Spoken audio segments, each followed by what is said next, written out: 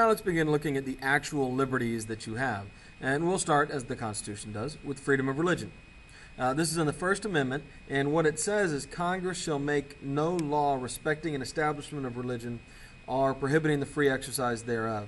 Now, if you listen to that sentence, what you're going to figure out real quick is there's actually two parts to this. The Establishment Clause, Congress shall make no law respecting the establishment of religion, says that Congress will not endorse or support any religion. Remember, we had come from a time when pretty much every country in the world had a state-sponsored religion.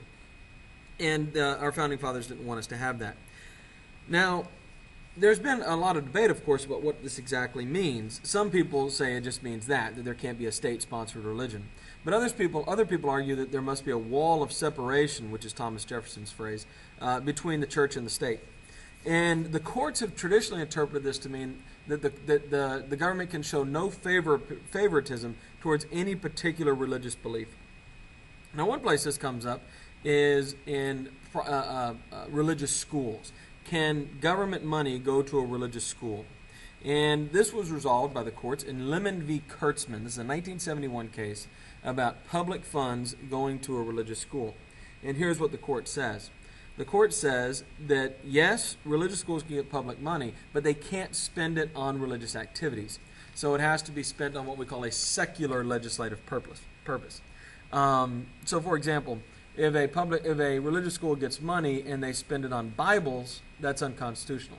If they get money and they spend it to build a parking lot, totally constitutional. If government money pays the math teacher, you're fine. If your government money pays your theology teacher, that's a violation of the Constitution. This is called the Lemon Test, and this determines largely how government money can be spent by religious institutions.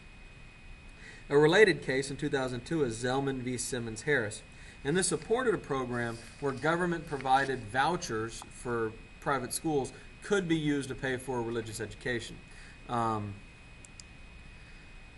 place we see, there's the Zellman case. Another place we see this is a prayer in public schools. School-led religious prayer in public schools, it has been ruled, violates the Constitution. Now you may wonder about, anyway. In 1962 and again in 1963 in two cases, one Engle v. Vital and the other School District of Abington Township, Pennsylvania v. Shemp, the court rules that you cannot, even voluntarily, ask kids to engage in prayer as part of the school day. Now you can have religious activities outside of the school day. If you want to have a meeting at the flagpole in the morning before school starts, even if it's teacher-led, that's fine. The Fellowship of Christian Athletes can meet in a coach's classroom after the school day is over.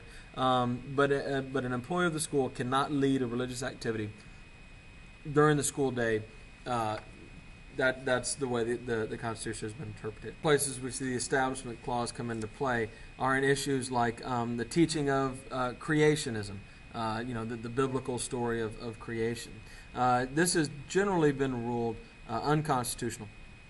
Although states like Kansas have recently tried to figure out ways around this, which we'll discuss in more detail in class. Another question is things like, can you set up a manger scene, a nativity scene on, let's say, the town hall, because that's government property, right? And the answer to this has been yes, you can, but you have to be willing to allow any religion to set up similar displays. You can't say, we're down with the nativity, but if the Muslims want to set up something, we're not doing that. As long as you treat all religions the same, you're fine, is the basic attitude of the court.